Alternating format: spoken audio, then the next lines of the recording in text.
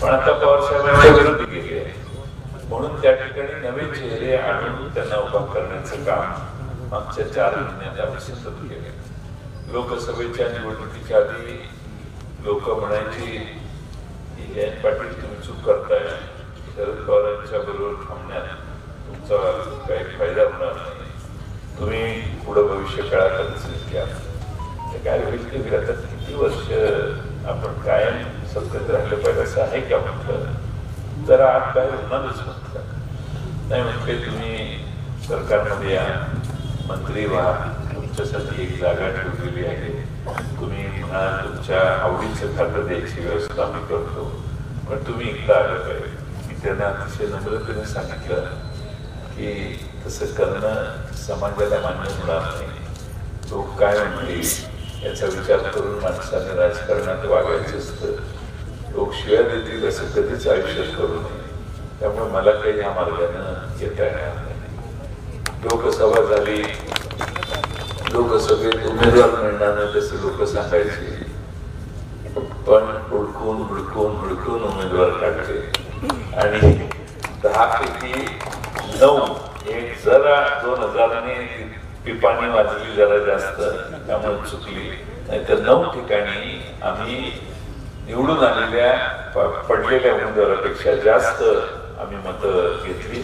90 साकारलाही आम्हाला तशी जास्तच मतं होती. त्यामुळं 10 उमेदवार उभे केले, 9 किंवा 8 निवडून आले. हे देशात बरंच आश्चर्य वाटलं लोकांना. आता 3-4 महिन्यात सरकारने बऱ्याच गोष्टी या जाहीर केल्या. लोकसभेच्या आधी जाहीर केलेल्या नव्हत्या. लोकसभेला एवढा मोठा फटका त्यांना बसेल असं वाटलं नव्हतं आणि म्हणून लोकसभेच्या झाल्यानंतर निवडणुका सरकार घाबरलं आणि सरकारने बऱ्याच घोषणा केल्या. एवढ्या घोषणा केल्या की त्यांनाच कळेना की कोणत्या कोणत्या योजनेला किती पैसे द्यायचे. आधीच 8 लाख कोटीचं कर्ज सरकारवर आहे, अजून 1.25 लाख कोटी रुपये पाहिजे म्हणून रिझर्व्ह बँकेत त्यांनी पत्र पाठवलं. म्हणजे 9 लाख कोटीपर्यंत पोहोचूनच आपण खाली उतरायचं असा चंग यांनी बांधला. आणि आज महाराष्ट्रात अनेक योजना महाराष्ट्रात आहेत. त्यांची सत्तारूढ पक्षाच्या जाहिराती तुम्ही बघितल्या असतील. या सगळ्या जाहिराती मागच्या 2 महिन्यात त्या घेतलेल्या निर्णयावर आहे. यांना जर करायचेच होते निर्णय तर 2.5 वर्ष काही सुचलेले होते का? 2.5 वर्षात काही केलेलं नाही. पण आता मात्र प्रचंड घोषणा त्यांनी केल्या. आम्ही महाविकास आघाडीवाले सगळे एकत्रित बसलो आणि आम्ही असं ठरवलं की या सगळ्यातून महाराष्ट्रात काही प्रश्न या लोकांनी तयार केलेले, त्याच्या सगळ्या मुद्द्यांना स्पर्श करणारा जाहीरनामा आपण करू. आणि त्या जाहीरनाम्याच्या 5 पंचसूत्री आमच्या सरकारने आता जाहीर केलेल्या आहेत. 5 पंचसूत्री कुठल्या? एक म्हणजे आपलं सरकार आल्यावर आम्ही महालक्ष्मी योजना जाहीर करणार आहे. त्या महालक्ष्मी योजनेत महाराष्ट्रातल्या गरीब घरातल्या महिलांना महिन्याला 3000 रुपये द्यायचं असं आम्ही ठरवलेलं आहे. दुसरी भूमिका, महिला महाराष्ट्रात कुठेही फिरायला गेल्या तर घरातल्या नवऱ्याकडे, मुलाकडे, सासऱ्याकडे तिकिटासाठी पैसे मागणार नाहीत. सगळी एसटी महिलांसाठी मोफत करायचा आम्ही निर्णय करतो. दुसरा महत्वाचा निर्णय आहे म्हणजे उद्धव ठाकरेंचं सरकार होतं त्यावेळी आम्ही 5 जणच महिनाभर मंत्रिमंडळ होतो.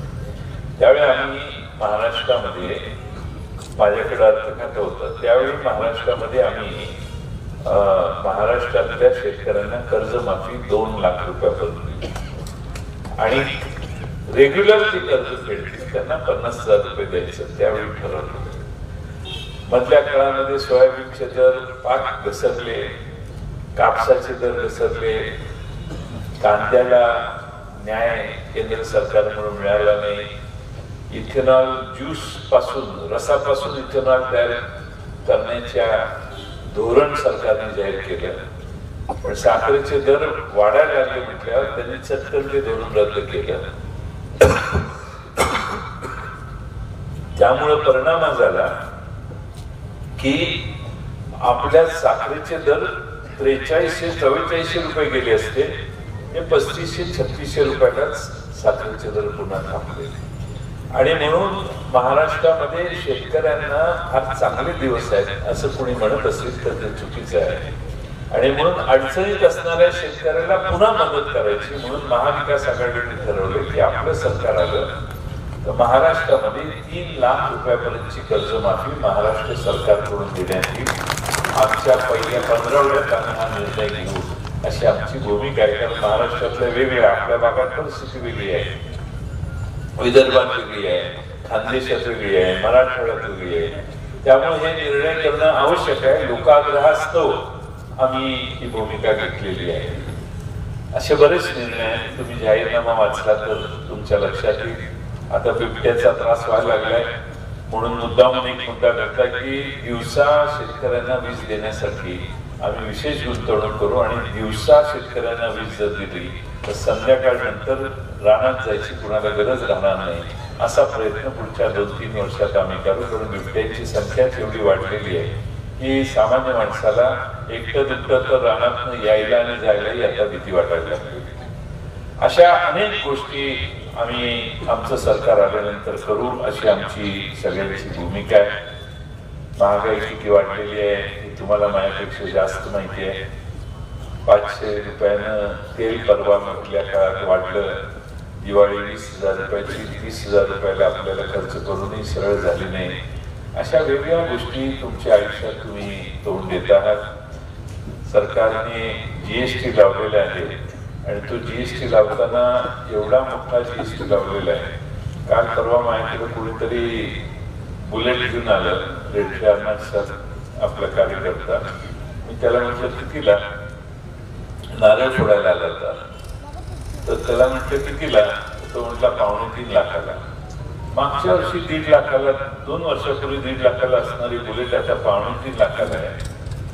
मी म्हटलं कसं काय? नाही म्हणते महागाईच, बुलेटच महाग झाली नाही पण त्याच्यावर 28% कर भरून 2.25 लाखात 28 लाख रुपये 28% कर भरायला लागला. जर आपल्या गावात समजा आमच्या गावातील नेताजी बाबांनी हेलिकॉप्टर घ्यायचं ठरवलंच, कॅन्सल. जालिंदर थोरातांनी ठरवलं. जालिंदर थोरात यांना किती कर हेलिकॉप्टर घ्यायला? तर 5% घ्या.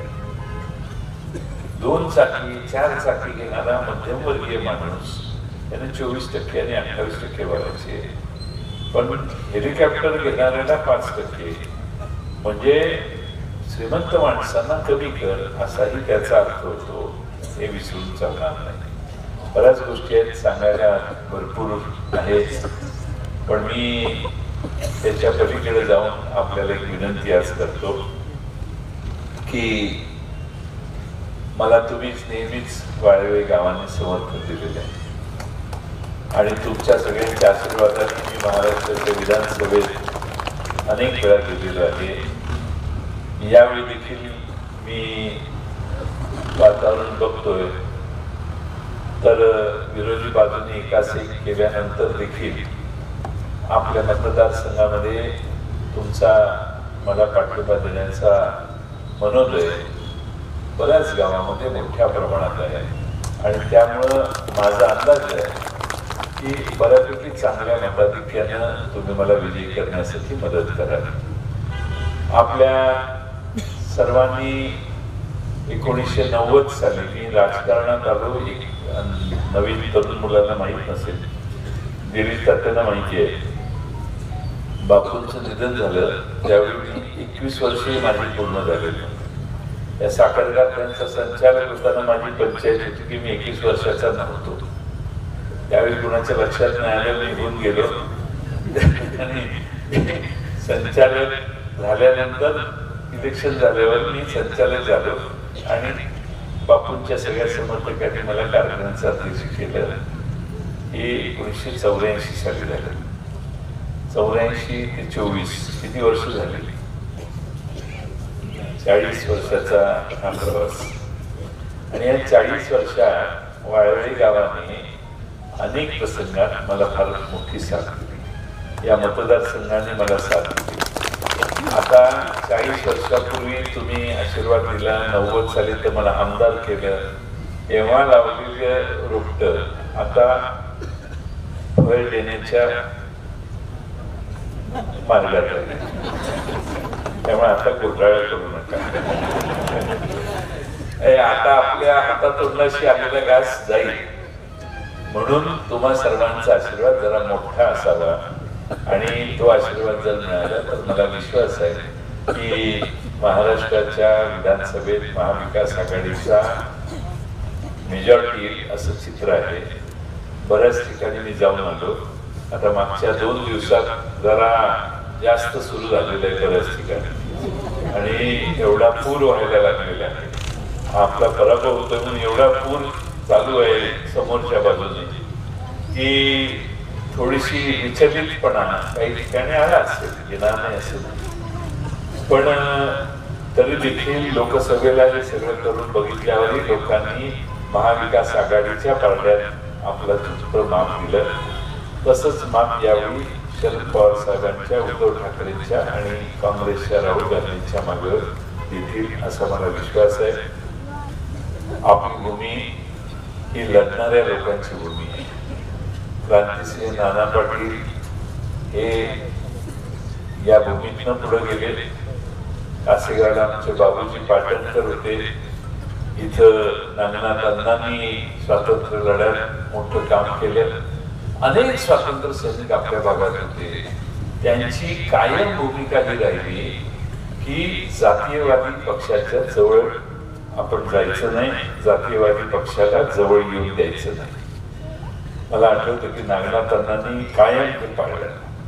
आणि त्यामुळं भारतीय जनता पक्षाच्या वैचनेला गेलेले जे 2 पक्ष आहेत त्या पक्षांवर आता भारतीय जनता पक्षाची सावली पडलेली आहे. जातीयवादी विचारसरणी कशी असते, आता सरकार येत नाही महाराष्ट्रात हे कळल्यावर आता भारतीय जनता पक्षाचे योगी आदित्यनाथ म्हणायला लागले, बटेंगे तो कटेंगे. ह्यो उत्तर प्रदेशचा, ह्यो मुंबईतून सांगतो बटेंगे तो कटेंगे. याचा निम्मा उत्तर प्रदेश, मुंबई, भिवंडी आणि ठाण्यात आणि पुण्यात नोकरीला आला, आणि ह्यो आम्हाला सांगतोय बटेंगे तो कटेंगे.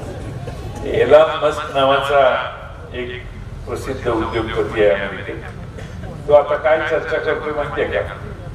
मंगळावर इंटरनेट कसं चालू करायचं याचे प्रयोग अमेरिकेच्या वेगवेगळ्या विद्यापीठांना त्यांनी करायला दिले. मंगळावर इंटरनेट चालू करायचं म्हणजे तो किती पुढचा विचार करतोय.